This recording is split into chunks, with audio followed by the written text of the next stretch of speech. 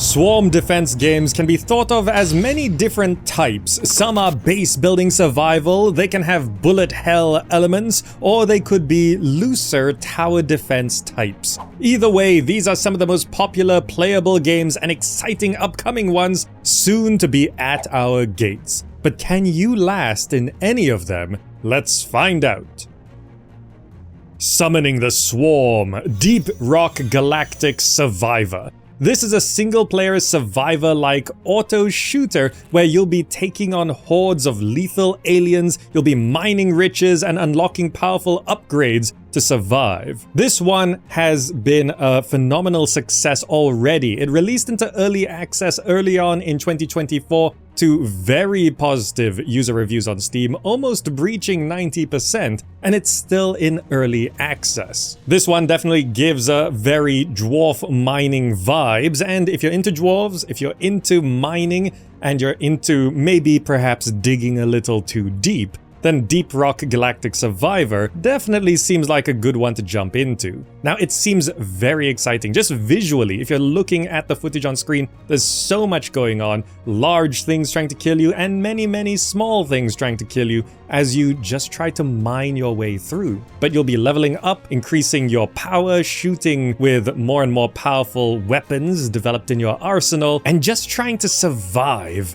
in this extreme environment. Now, the original schedule was to be in early access for 6 to 12 months, and that means we could see a full release sometime early in 2025, but when a game is so successful in early access, they don't really have an incentive to release, so sometimes they just keep going in early access. I've been talking about this recently where just because a game is labeled early access doesn't mean it's bad, and also if a game fully releases, it doesn't mean that it's not early access. So many games have released in incomplete states and became good over time. That's essentially early access, it just didn't have the label. So I think moving forward, we should just not rely on the early access label, but we can at least appreciate its honesty. And of course, if a game releases fully, we will judge it as a fully released game.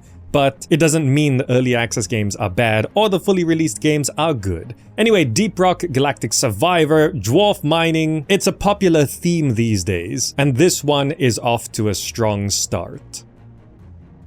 And now for today's sponsor, Puropu Defense Squad. Click the link below to check it out on Steam and to support the channel. There's even a free demo for this one at the time of recording. In a world where props are alive, you fight to protect your bizarre realm. This is a game where you build and upgrade defenses, evolve your heroes, and battle hundreds of humans from around the world. It's a mix of third-person action and tower defense gameplay, and you can play solo or in up to 4-player co-op with friends in a replayable co-op campaign. You can expect unique characters, plenty of talents to upgrade, a good selection of maps, many different types of defenses you can build, and a whole bunch of items to use. Traps, towers, barricades, along with wall and ceiling mounted turrets will be part of your arsenal, and you can even customize and deploy your own AI companions to work with your strategy, which you might need to fend off the many different enemies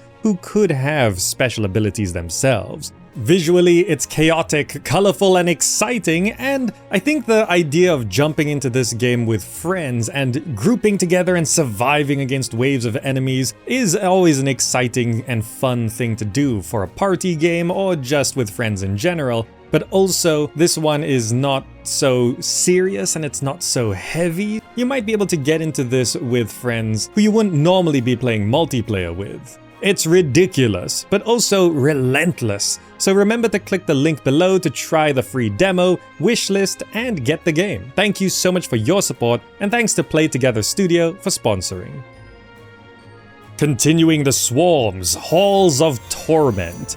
This is a sort of Diablo-esque kind of game, but with a much more overwhelming kind of swarms of enemies coming at you. It's interestingly a pixel art game, which does have its own unique style. Anyway, this one did release in September 2024 to overwhelmingly positive user reviews. Over 24,000 user reviews on Steam at the time of recording, and it's at 95% positive.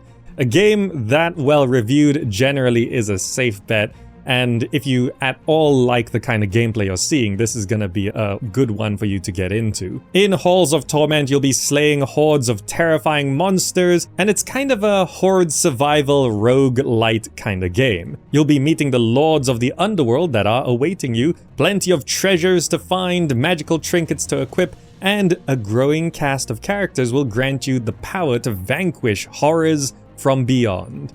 And I did mention that it is a roguelite, so it's really kind of how long can you survive before you get overwhelmed. Now, some interesting features here is that it is sort of promising quick and casual 30-minute runs, so you can jump in, have a session, and then jump back out. And also the old school pre-rendered art style where it's sorta pixel art, sorta 3D, but like the pre-rendered 3D, it does seriously give those 90s vibes. As a roguelite, there is quest-based meta progression. There's a large selection of abilities, traits, and items, and generally you will be dungeon delving into this pretty massive and content-filled game. So yeah, Halls of Torment, it's very, very well liked. It hit the ground running and has blown up generally for this kind of game. And if you're looking for maybe an even more chaotic Diablo kind of experience, then this one's gonna be for you. For another one with a unique aesthetic, WARCANA. Here is a fantasy-inspired base defense game with some RTS mechanics and deck building. You'll be facing hundreds of thousands of unrelenting monsters in a battle royale between yourself and 30 other mighty magicians. You build your deck, you prepare your defenses, and you summon armies to survive the onslaught to be the last person standing. This one looks very interesting, and just the amount of swarms, the size and numbers of units is very impressive, and the art style does lend itself to this fantasy theme. And although it does have a slightly more cartoony look, it does have a lot of detail and interesting things to look at. The difference between base building and tower defense is one I'm currently trying to figure out.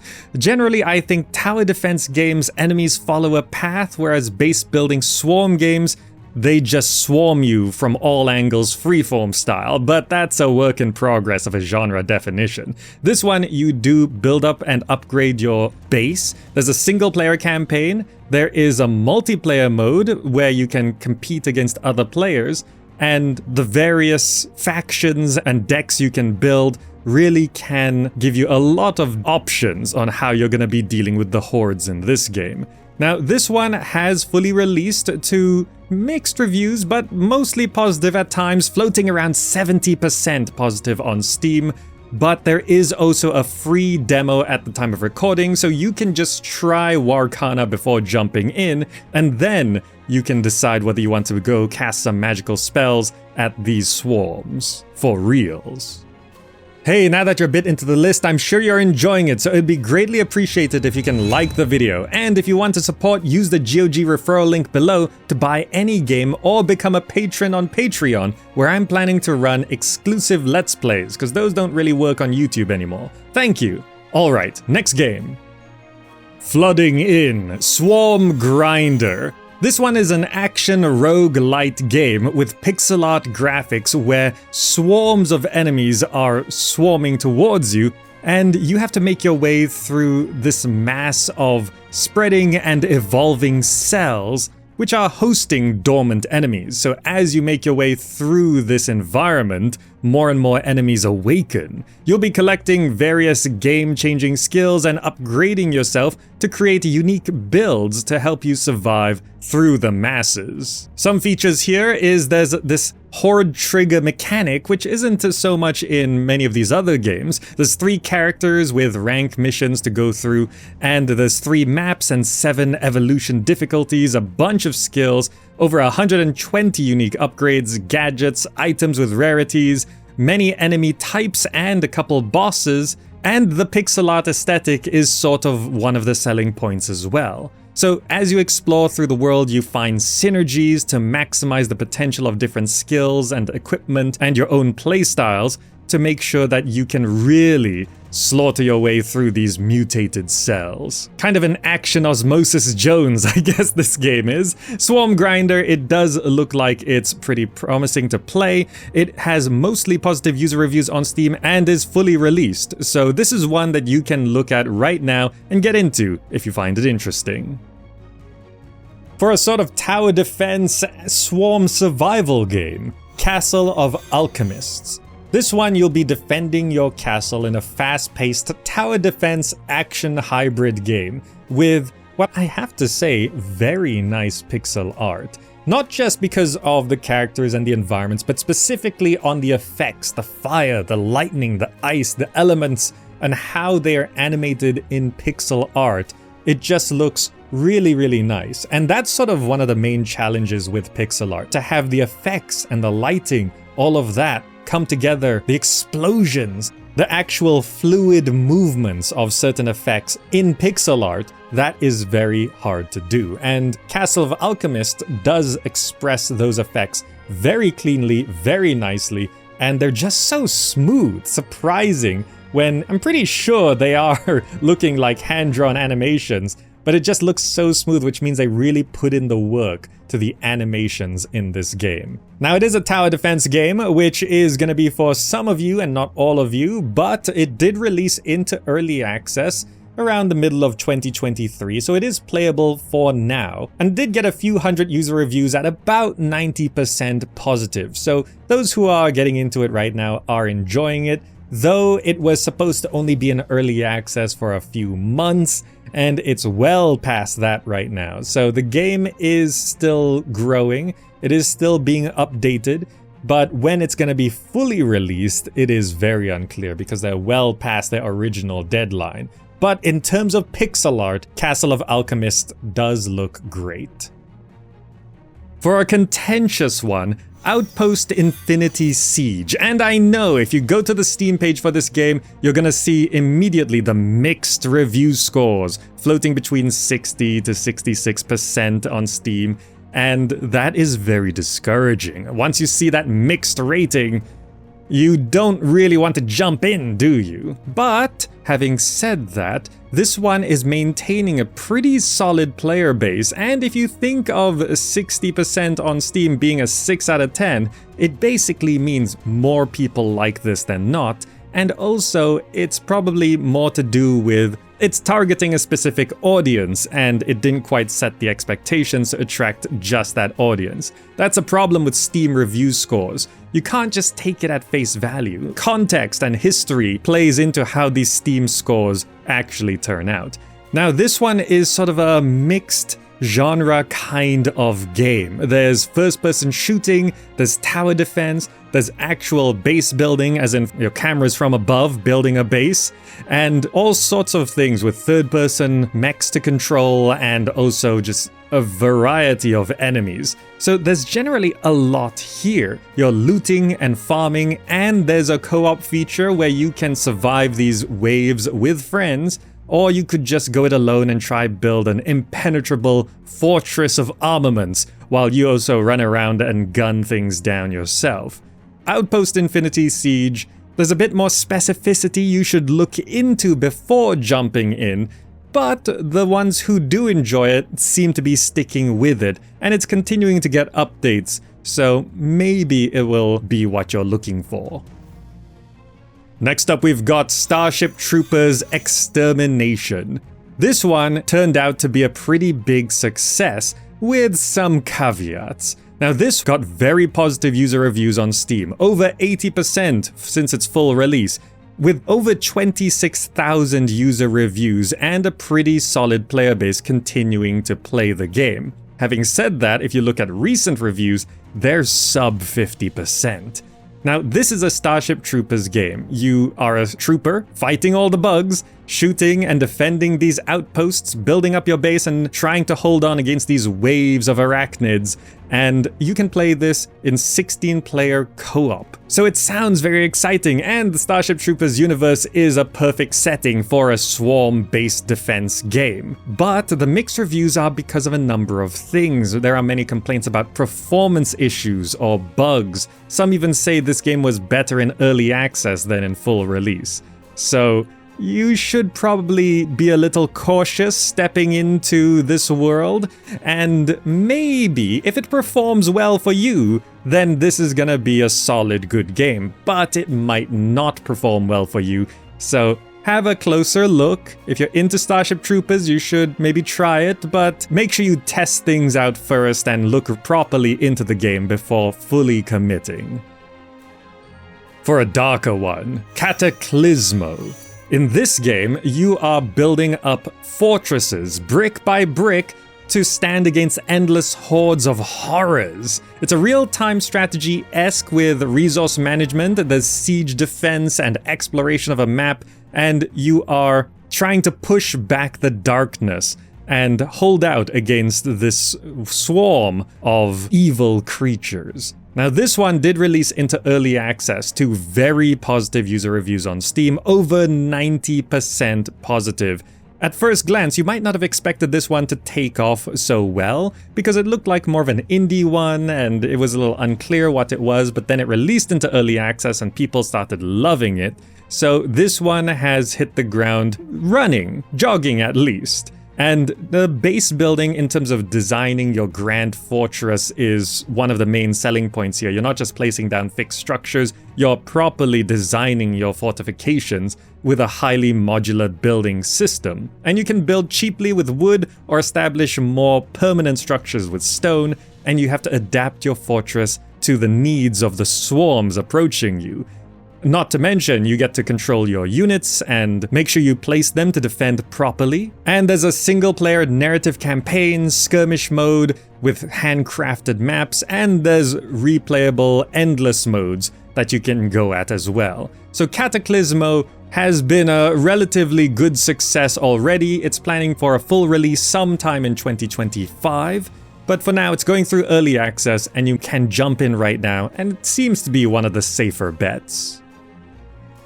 Now, before you get swarmed, diplomacy is not an option. So, They Are Billions did not invent the swarm base building survival RTS kinda subgenre, but it did popularize it, and there's been a number of iterations and experimentations and versions of that kind of game, and Diplomacy is Not an Option is a recent release that got very positive user reviews on Steam, floating around the mid 80%, and you are essentially a king building up your little base and kingdom, and you are just conquering this land and doing your own thing and living your best life, and you're not too sure why everyone's getting so upset at you. It just doesn't make sense. So what we're gonna do is we're gonna hunker down, build up our walls, and kill everything. So Diplomacy is Not an Option is one of these resource collection, base building, wall building, wave, swarm survival, RTS, base builder kind of games, and it has found its success. It's this low poly aesthetic in a medieval-ish setting, and there's magic and god powers, and it's just swarms and swarms and swarms. It's massive swarms that the game supports and throws at you. And the physics of the game, especially when you get like the big explosions, just exploding masses of bodies, it does look very impressive. When it comes to base building, it does have a lot of resource collection, territory capturing and defense, and you're managing the economics of your base / city, and then also all the magical abilities and powers are really cool. And it's just really come together from a rough earlier release into this full release, and it's now pretty well liked. So Diplomacy is Not an Option is a strong pick if you like these base building, swarm, wave survival kind of games. For the next wave, Infection-Free Zone. This is more of a top-down zombie experience. That's right, we're not always face-to-face with zombies in this list. So Infection-Free Zone has had a very successful start. This one entered early access early on in 2024 to mostly positive user reviews on Steam, and it's leaning up to very positive in more recent days. So this game is getting better.